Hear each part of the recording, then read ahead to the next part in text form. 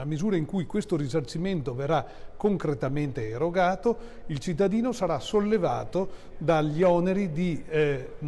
corresponsione di una tariffa più elevata. Anche il legale della società idrica Acque del Chiampo stigmatizza il rischio per la collettività di doversi sobbarcare, oltre al danno ambientale e alla salute già patito, anche il danno economico derivato dall'inquinamento dei FAS. Nell'ultima udienza del processo contro i 15 manager che hanno gestito l'impianto di Trissino della Miteni è stato il turno a testimoniare del direttore generale Andrea Chiorboli, che ha elencato quanto la sua società ha fin qui finanziato. Dal 2013 ad oggi sono stati spesi oltre 8 milioni di euro per garantire la continuità del servizio con l'installazione e l'adeguamento degli impianti di trattamento, alla continua verifica dell'assenza di inquinanti attraverso analisi chimiche, la sostituzione dei filtri a carbone attivo e la realizzazione di una rete di interconnessione con altre fonti sicure. Un piano programmato fino al 2029 per un costo complessivo totale di 37 milioni di euro. Un'attività condotta in sinergia con la Regione Veneto e gli altri gestori che si sono costituiti parti civili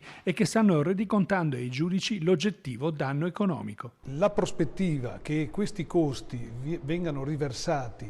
sugli utenti è una prospettiva che acquisterà concretezza soltanto nell'ipotesi in cui gli imputati e i responsabili civili non dovessero, come invece viene chiesto in questo processo e come viene chiesto attraverso le nostre costituzioni di parte civile, risarcire integralmente il danno.